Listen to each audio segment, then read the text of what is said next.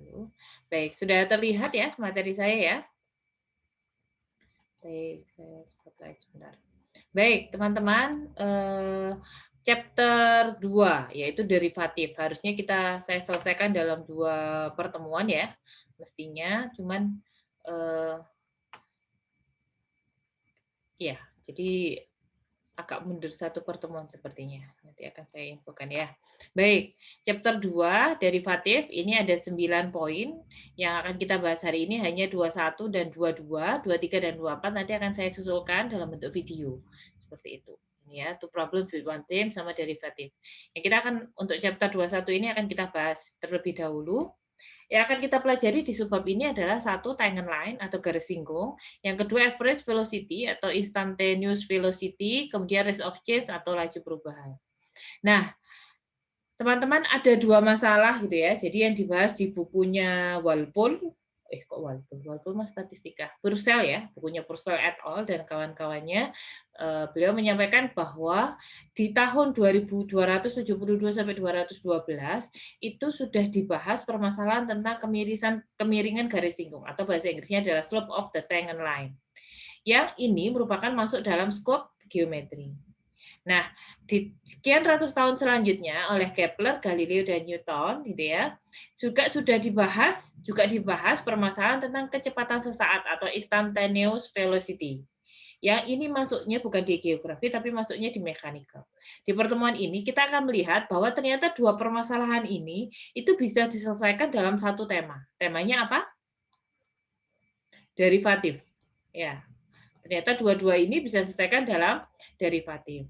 Dan juga derivatif ini juga bisa digunakan untuk menghitung permasalahan-permasalahan lain di topik-topik lain. Nanti akan kita bahas. Baik, yang pertama, kita akan membahas tentang garis singgung atau tangent line, gitu ya. Apa itu garis singgung? Menurut Euclides mengatakan bahwa garis singgung adalah garis yang menyentuh suatu kurva hanya pada satu titik.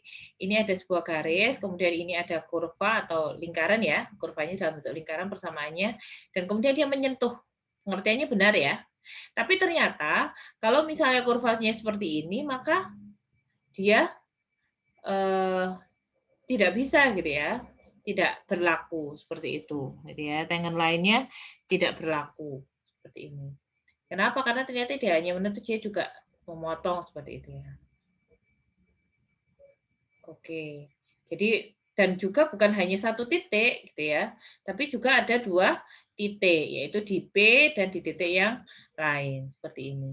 Nah, maka pertanyaannya adalah apa pengertiannya? Ada pengertian lain yang lebih baik adalah garis singgung pada, jadi misalnya ini ada sebuah kurva.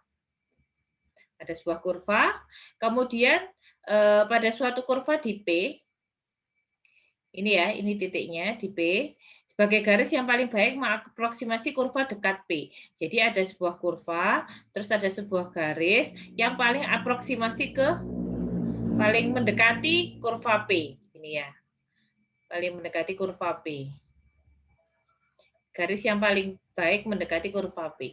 Tapi juga tidak, jadi bukan memotong, tapi mendekati, gitu ya. Tapi ternyata juga ini dikatakan kurang presisi, gitu ya.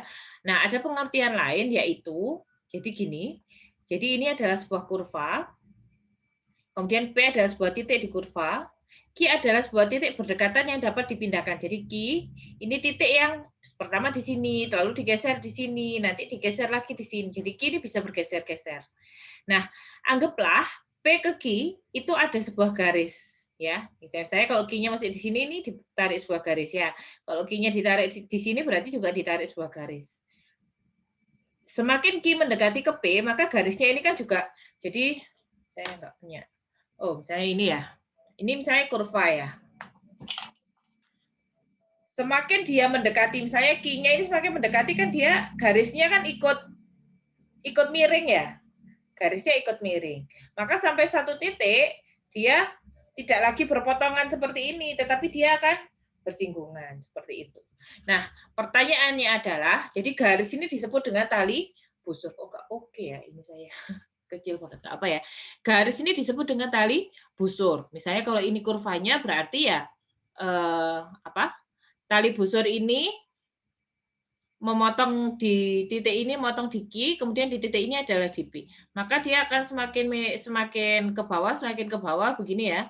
Pertanyaannya, bukan pertanyaannya, maka garis singgung adalah disebut garis singgung ketika posisi, jadi yang disebut garis singgung adalah posisi limit, posisi pendekatan dari Q mendekati P. Gitu ya. Dari secant line tersebut apabila Q bergerak ke arah P sepanjang kurva. Jadi awalnya Q-nya di sini, kemudian dia semakin mendekati sampai sangat dekat gitu ya, sampai sangat dekat, kemudian disebut dengan garis singgung yang paling mendekati dengan P, seperti itu. Itu yang disebut dengan garis singgung. Nah, mari kita ingat konsep limit. Teman-teman masih ingat konsep limit? Kalau disebut fx, x-1, x-1, nilai kalau misalnya f-nya dimasukkan, apakah nilainya 1? Iya, karena misalnya f4 berarti kan 3/3 sama dengan 1. F2 sama dengan berapa? 1, 2 min 1 kan, dibagi 2 min 1. Berarti sama dengan 1/1 sama dengan 1. Kalau F1, 0/0. Apakah hasilnya sama dengan 1? Hasilnya berapa ini? 0/0. Tak terhingga kan? Tak terhingga. Maka tidak selalu hasilnya 1. Ketika F1 nilainya itu tak terhingga. Nah pertanyaannya, kalau ini kan semuanya hasilnya 1 ya. Min 6, X-nya min 6, Y-nya 1. X-nya min 4, Y-nya 1. X-nya 4, Y-nya 1. F-nya 2, Y-nya 1. Tapi kalau X-nya 1, hasilnya tidak 1. Tapi pertanyaannya seberapa nilai, jadi berapa nilai yang kalau dimasukkan itu nilainya masih 1, mendekati X ke 1. Gitu. Jadi kalau X-nya sangat dekat dengan 1, maka Y-nya berapa? Pertanyaannya begitu. Berapa nilai yang paling dekat dengan F1? Kita menghitungnya dengan menggunakan limit. Jadi limit fungsi ini bukan nilainya 1 dimasukkan, tapi nilai yang mendekati 1. Maka nanti akan menghasilkan nilai Y yang mendekati satu nilai tertentu ketika mendekati 1 dimasukkan. Begitu. Ya. Jadi itu sama kayak gini, prinsipnya juga begitu. Jadi ini semakin dekat. Maka nanti kita akan menggunakan konsep limit. Baik. Baru 17 nih partisipannya. Baik, mengingat dan merekam konsep limit, kita ingat-ingat lagi konsep limit tadi sudah ya. Kita masuk lagi ke sini, pengingat garis singgung. Misal kurva tersebut, grafik dari persamaan di sini ya. Jadi kurvanya itu Y sama dengan Fx. P memiliki koordinat P di sini, koordinatnya C, Fc. Jadi di sini adalah C. Kalau C dimasukkan ke fungsi tertentu, berarti Y-nya kan tinggal Fc. Jadi misalnya Fx sama dengan X plus 1 gitu ya. Berarti kalau F1 sama dengan 2 gitu ya. Ini kan Y sama dengan Fx, Y sama dengan ini. Berarti saya bisa sebut kalau misalnya sebuah titik saya tidak tahu ini 1 atau 2 atau 3, saya bisa sebut X, Fx. Fx ini sebagai pengganti Y. Kalau X-nya saya ganti C, berarti C, Fc. Bisa kan saya ganti begini? Maka kalau di sini disebut variabelnya C, berarti yang di sini Y-nya adalah Fc. Berarti P ini Fc. Nah, Q ini berapa panjangnya? Semisal P dan Q ini dibuat sebuah garis siku-siku, gini ya. Garis siku-siku. Dan kemudian garis siku-siku ini selisih yang bawah ini adalah H. Maka Q ke bawah ini adalah C plus H. Ini adalah C plus H. Oke. Nah, kalau ini C, kalau tadi ininya C, maka apa ini? Y-nya sama dengan Fc. Kalau C plus H, Y-nya adalah Fc plus H. Ya kan? Sampai sini bisa dipahami? Halo, sampai sini bisa dipahami? Bisa, Bu, bisa. Oke. Nah, maka di sini kita lihat P adalah CFC. Ya. C adalah C, Fc. Q adalah C plus H, F, C plus H. Ini ya. Maka sekarang kita hitung berapa kemiringannya. Gitu ya. Miring itu berarti kan Y plus dibagi C ya. Miring, ingat nggak rumus M sama dengan Y2 per Y1 dibagi X2 per X1. Y2-nya berapa? Yang lebih tinggi kan FC plus H ya. FC plus H. Y1-nya berapa? Y1-nya kan ini Y2. Y1-nya kan FC. X-nya berapa? X2-nya ini Y2, ini Y2 ya. Berarti X2-nya di sini. Berarti C plus H. C plus H. Y1 X1-nya. Ini kan, ini adalah Y1 berarti ini adalah X1 dikurangi C. C-nya bisa coret ya, berarti kita temukan rumus ini. Sek itu adalah sekan ya, sekan line. Kita harus memahami bahasa Inggris sama bahasa Indonesianya karena buku yang kita pegang adalah bahasa Inggris. Jadi sekan itu tangan line. Jadi kemiringan tangan line P ke Q ini adalah rumusnya begini. Nah, kalau garisnya lurus begini, Bu, ya tinggal dimasukkan titik Q sama P-nya. Kalau garisnya miring gini, Bu, ya tinggal dimasukkan. Artinya rumus ini bisa dipakai untuk segala posisi, tinggal dimasukkan. Nah, kalau tadi saya sudah membahas tentang berarti berapakah ini ya, berarti kalau kita bisa menyebutkan tangen line-nya, apa itu garis bujurnya, garis singgungnya gitu ya, kita bisa menyebutkan jadi the tangent line to the curve at the point ini adalah garis yang melalui P dengan kemiringan tertentu. Jadi kita bisa melimitkan kemiringannya. Jadi kalau tadi M sekan itu adalah tali bujur, tali busur, ya. Nah, tali busur ini kalau mau dijadikan berapa? Ini kan tali busur ya yang didapatkan. Pertanyaannya berapa kemiringan apa ini? Garis singgung.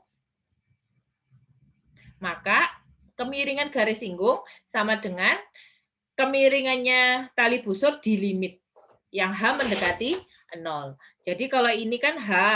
Jadi kalau misalnya dia agak miring, H-nya kan semakin kecil ya. Agak miring, H-nya kan semakin kecil. Pertanyaannya, berapa M ketika H semakin dekat dengan 0? Kan kita mau yang mendekati titik ini. Kalau mendekati titik ini berarti kan jaraknya kan harusnya semakin kecil kan. Jadi yang sebelumnya begini, titiknya kok nggak pas ya. Titiknya di sini, nanti lama-lama di sini gitu ya, hanya semakin kecil. Gambarnya kok nggak cocok. Bisa dipahami ya? Saya kok nggak oke menggambarnya.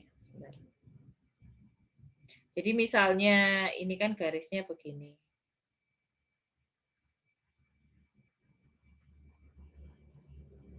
Kan awalnya Q-nya di sini. Ini kurang gini. Kan awalnya Q-nya di sini. Kalau Q-nya di situ kan garisnya begini. Nah, ini kan ada H. Bagaimana supaya dia semakin jadi garis singgung yang sangat singgung? Berarti kan H-nya harus semakin kecil. Maka kita limit.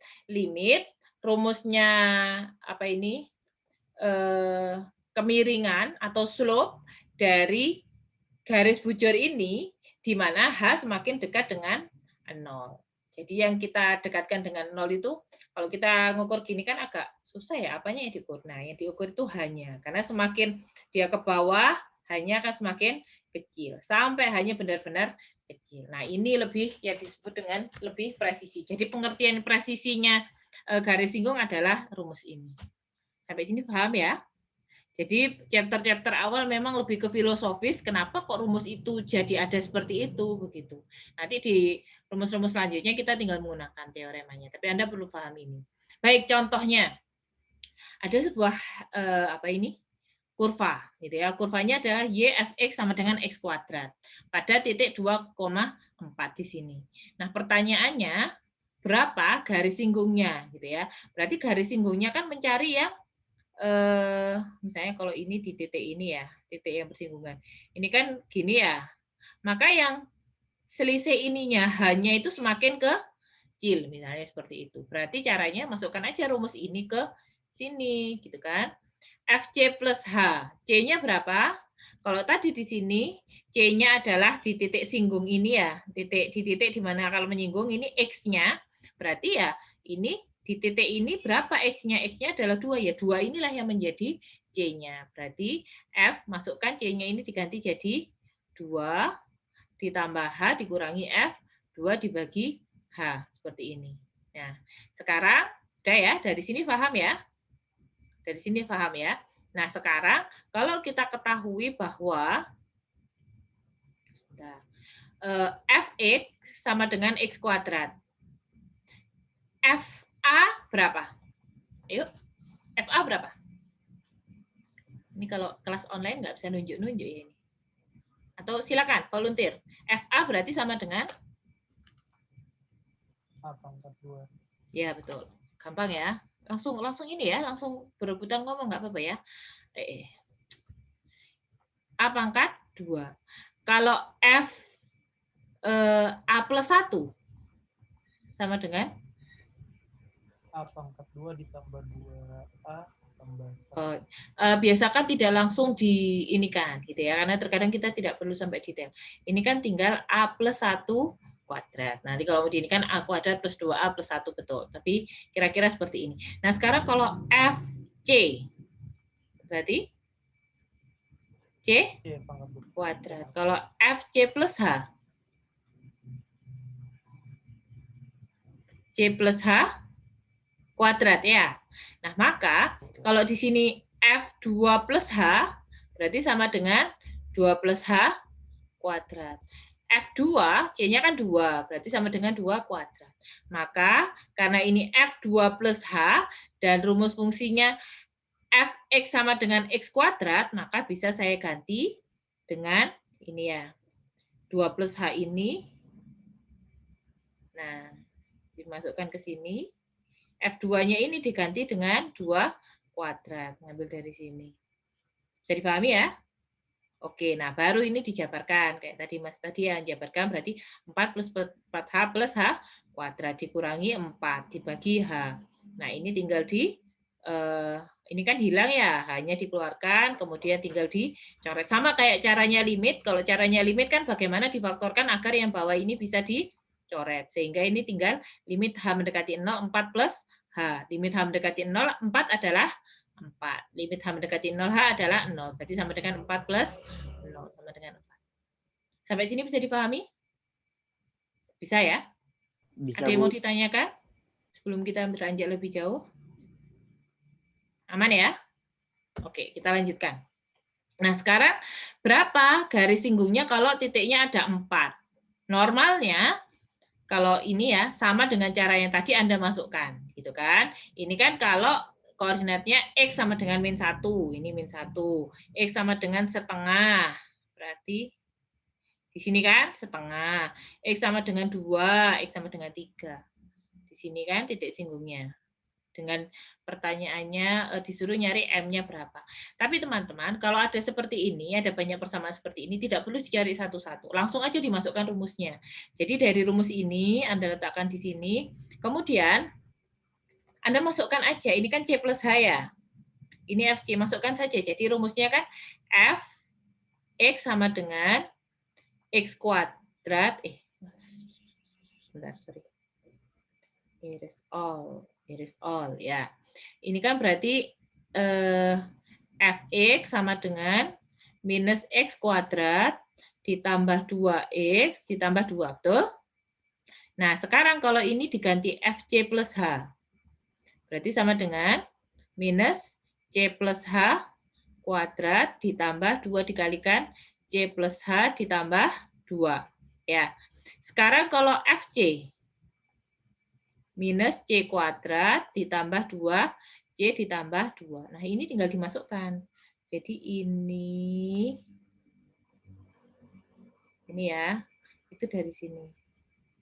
Oh, dari sini. Ya, ini Anda bawa ke sini, FC plus H, terus Anda bawa ke sini. Kemudian FC ini Anda hitung dulu, kemudian Anda masukkan ke sini. Oke, kemudian Anda hitung seperti biasa, kemudian Anda bisa keluarkan H-nya, dicoret, sehingga limit H mendekati 0 min 2C adalah min 2C kan ya? Karena kan ini nggak ada unsur H-nya kan? Ya, kecuali kalau limit H mendekati 0, min 2H, baru Anda masukkan H-nya. Tapi karena ini variabelnya bukan H, maka ya Ya tulis aja min 2C gitu kan. Sama kayak min 2 dikalikan 5 atau min 2 kalikan 4 begitu. Jadi C ini variabel yang lain. Jadi min 2C ini minus H kan 0 ya, plus 2. 2. Sampai sini aman? Aman ya. Baik, kita lanjutkan. Find the equation, sama ya caranya. Y sama dengan 1 per X di titik 2 setengah. Sama, jadi F ini kan 1 plus X. Ini kan dimasukkan dulu. Ya, rumusnya kan ini dimasukkan dulu. Jadi 2 plus H minus 2. Lalu ini dimasukkan ke fungsi ini, 1 plus X. Berarti 1 per 2 plus H. F2 dimasukkan ke ini, 1 per 2 per H. Kemudian Anda berubah, gitu ya, sedemikian rupa sehingga nilainya jadi seperti ini. Limit ya, saya tidak perlu mendetailkan lagi tentang limit ya. Bisa dipahami ya? Baik, lanjut. Nah, tadi berarti Anda sudah mendapatkan, oke, berarti kalau menghitung kemiringan garis singgung Anda menggunakan rumus ini. Nah, sekarang pertanyaannya, di tema yang kedua atau permasalahan yang kedua, yaitu permasalahan mekanikal, kalau tadi geometri, pertanyaannya adalah berapa kecepatan sesaat. Nah, sekarang saya mau tanya nih, misalnya Mas Tommy lah Sandi. Mas Tommy, ingat nggak kalau dari kampus, kos Anda di mana Mas Tommy? Ada nggak orangnya? Kos saya di Sengkaling, Bu. Kosnya di Sengkaling. Baik, kalau di Sengkaling ke UMM, berapa jaraknya? Berapa kilometer kira-kira? 5 kilometer. 5? Iya. Oke. Anda biasanya naik motor berapa menit butuhnya? 10 menit. 10 menit. Berarti kecepatan rata-ratanya Mas Tommy adalah 0,5 km per menit. Ya, kalau saya pakai menit ya. Nggak usah dihitung ke jam ya. Titik tekannya bukan di situ. Nah, saya mau tanya sama Mas Tommy. Mas Tommy, kalau dari Sengkaling ke UMM itu kan pasti akan melewati apa ya? Gapura ya? Gapura Kabupaten Malang ya? Ya, Tahu Bu. saya. Rumah saya juga di situ. Nah, kecepatannya Mas Tommy kalau di Gapura itu berapa? Bisa nggak ngukur kecepatan? Nggak sempat kan? Atau misalnya kalaupun sempat juga kesusahan gitu kan. Nah, Anda bisa mengukur kecepatan sesaat dari kecepatan rata-rata dengan menggunakan apa? Dengan menggunakan diferensiasi gitu ya atau turunan.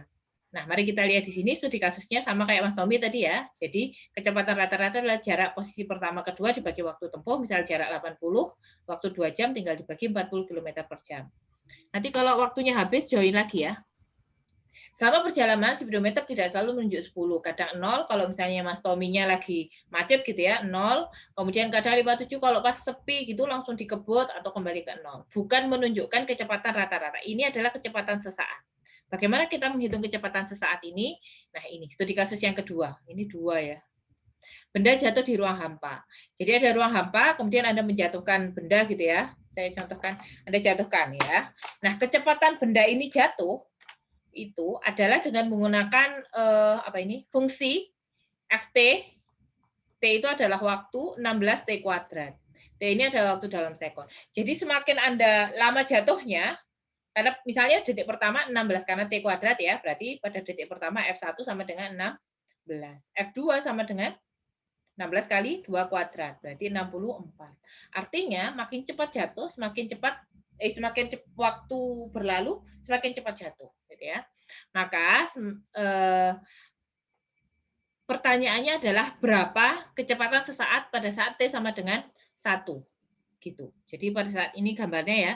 Jadi kalau 1 sekon itu di 16, 2 sekon itu di 64. Pertanyaannya setelah 1 sekon ini kecepatannya berapa? Gitu ya. Di sini kecepatan antara T ini kira-kira berapa kecepatannya? Gitu ya. Mendekati berapa? Nah, di sini kita menghitung ini kan 16 T kuadrat kan kira-kira kecepatan rata-ratanya sekian gitu ya. Kira-kira 16 T kuadrat. 16 ini feet, 16 feet per T gitu ya. Nah, sekarang kita hitung ini. Jadi dari interval, kita hitung dulu dari interval T1 ke T2. T1 ke T2, cara menghitung intervalnya berapa? Tentunya dengan cara kecepatan ini ya, kecepatan kita pakai kecepatan rata-rata. Jadi kecepatan rata-rata dari T1 ke T2 itu dihitung. Berarti 64 dikurangi 16 dibagi 2 dikurangi 1, 48. Jadi dari sini ke sini, itu kecepatan rata-ratanya adalah 48. Ini bukan kecepatan rata-rata ya, ini pada saat apa? Di detik ke 1 itu berapa ininya? Berapa kaki, pada berapa kaki. Berarti kecepatan rata-ratanya adalah posisi kedua, kalau T1 ke T2, posisi kedua 64 dikurangi posisi pertama, dibagi waktunya yang kedua, kan 2 sekon ya, dikurangi waktu pertama, ketemu 48. Nah, sekarang dihitung lagi. Kalau dari mana ini? T1 sampai T1,5, ketemu 40. Dari T1 sampai T1,1 ketemu. T1 sampai T1,0 ketemu. Fungsinya buat apa sih sebenarnya? Fungsinya itu untuk mencari kecepatan sesaat di T. Gitu ya. Jadi kalau ini tadi, ini 48. Kalau dari sini ke 1,5 berapa? Jadi saya gambar di sini ya. Iya, benar gini ya. Oke, jadi ini dari T1 ya ke T2. T1 ke T2 adalah berapa? 48 tadi ya. Ya, 48. T1 ke T1,5 berapa? Ini ke sini 40. T1 ke T1,1 berarti misalnya di sini berapa ini? 33,6. T1 ke yang paling kecil, T1,01 adalah 32,16. Bisa dilihat nggak? Ini nanti pakai pendekatannya apa? Ini nanti akan pendekatan limit. Jadi semakin mendekati ke T1, itu nilainya berapa? Nilai kecepatan sesaatnya berapa? Nah, kita lihat di sini. Ingat, ini mengingat limit ya. Ini bukan materi sekarang, ini materi kemarin. Materi untuk fungsi X pangkat 3 dikurangi 1 dibagi X min 1. Ini di materi PPT 11 kalau nggak salah ya. Kalau Anda nanti bisa dilihat lagi. Nah, kita lihat di sini, kalau X-nya 1,25, Y-nya adalah, kalau 1,25 dimasukkan di sini, nilainya sekian. Semakin mendekati ke 1, nilainya semakin mendekati 3. Kalau dari sisi ini ya, sisi yang berkebalikan, semakin mendekati ke 1, nilainya juga semakin mendekati 3. Maka kira-kira kalau nilainya 1, kalau 1 dimasukkan di sini kan tak terhingga. Tapi kalau semakin mendekati ke 1, di limit, nilainya ada, yaitu adalah ya mendekati 3 gitu ya. Jadi kalau X mendekati 1, maka Y-nya mendekati 3. Ini pakai pendekatan limit, X mendekati 1, fungsi X pangkat 3 minus 1 dibagi X minus 1, ini nanti nilainya akan sama dengan 1. Kira-kira begitu. 1. Sama dengan 3. Ya kan? Mendekati 3. X pangkat 3 minus 1. Ya, nanti akan mendekati 3 kalau dihitung seperti ini. Jadi Anda bisa pakai pendekatan ini, Anda bisa pakai pendekatan yang ini ya, Anda masukkan 1,2, kemudian Anda dari X, Fx kayak himpunan gitu ya, atau Anda masuk pendekatan ini, grafik. Kita lihat di sini, kalau di 1, nah ini dia bundar kan? Karena kalau di 1 dimasukkan nilainya tidak di sini. Ini namanya grafik yang tidak kontinu. Jadi ada bolong di sini. Seperti ini. Sama, Anda juga akan menggunakan itu. Gitu ya. Ingat, saya mau tanya ke teman-teman. Ini soal yang kemarin ya. Kalau grafiknya seperti ini, soal UTS kemarin. Kalau grafiknya seperti ini, kalau saya X mendekati 1 ya. X mendekati 1.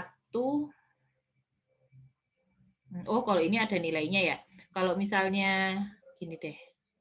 Ini misalnya 1 ya. Saya garisnya di sini bundar, terus di sini berisi. Nah, ini. Kalau seperti ini, limit X mendekati 1 nilainya berapa? Ini misalnya 1. Nggak apa-apa ya, saya sambil masukkan materi. F1 nilainya berapa? F1 nilainya adalah 2 kan?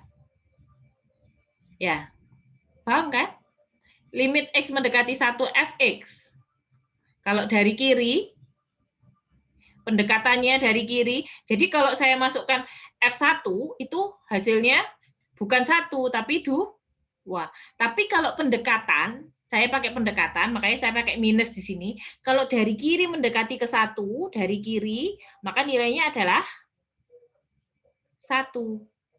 Kalau saya dekati dari kanan, ini UTS ya, soal UTS ya. Saya agak kaget tuh, kok banyak yang salah yang ini ya, padahal kan sudah dibahas sebelumnya sebelum UTS. Kalau limit X mendekati 1 plus Fx, kalau dari kanan, pendekatan dari kanan, maka dia nilainya adalah 2 kan? 2. 2. Nah, sekarang kalau saya tulis di sini limit X mendekati 1 Fx, berapa nilainya? Ayo, berapa nilainya? Tak detik, 1, 2. Kalau tadi dari kiri 1. Ini kan kalau dari kiri didekati, oh kalau X mendekati 1 nilainya Y-nya juga akan mendekati 1. Kalau dari kanan, kalau X mendekati 1 dari kanan, maka Y-nya mendekati 2. Kalau limit X mendekati 1, nggak pakai minus, nggak pakai plus kayak gini. Nilainya adalah? Nggak ada, Bu. Oh betul. Nilainya adalah tidak ada. Kenapa? Karena syaratnya X mendekati 1 itu dari kiri dan dari kanan harus nilainya sama. Sama kayak sini. Dari kiri, nilainya adalah, kalau semakin dekat ke 1, dia Y-nya juga akan semakin dekat ke 3. Semakin dekat ke 1 dari kanan, nilainya juga semakin dekat dari 3. Maka saya bisa bilang, limit X mendekati 1 untuk fungsi ini adalah, hasilnya adalah 3. Anda bisa pakai cara grafik ini atau Anda hitung. Kalau Anda hitung kan, nah ini, Anda tinggal coret-coret, Anda tinggal masukkan, dapat 3. Oke? Loh, kok enggak 3 ya hasilnya? Harusnya 3 ya, nanti saya cek lagi. Baik, kita kembali ke sini. Jadi pendekatan itu yang digunakan. Ini tadi ya gambaran. Jadi pendekatan mendekati ke sana. Nah, sekarang kita kembali ke topik. Jadi ini average velocity, kok ada slide yang hilang ya? Oh enggak, ini benar ya. Jadi teman-teman itu tadi ya. Jadi limitnya tadi, pengertian limit. Kalau X mendekati X dekat tapi berlawanan dengan C, maka Fx dekat ke L. Gitu ya. Jadi kalau X semakin dekat ke C, maka Y-nya juga semakin dekat ke L. Oke, kita kembali ke materi tadi. Jadi analisa studi kasus 2, yang dilakukan adalah menghitung kecepatan rata-rata interval waktu yang semakin singkat dimulai dari T sama dengan 1. Semakin beda interval waktu, semakin baik kita mengaproksimasi kecepatan sesaat pada T sama dengan 1. Interval itu apa sih? Dari T ke 2. T1 ke 2, T1 ke 1,5, T1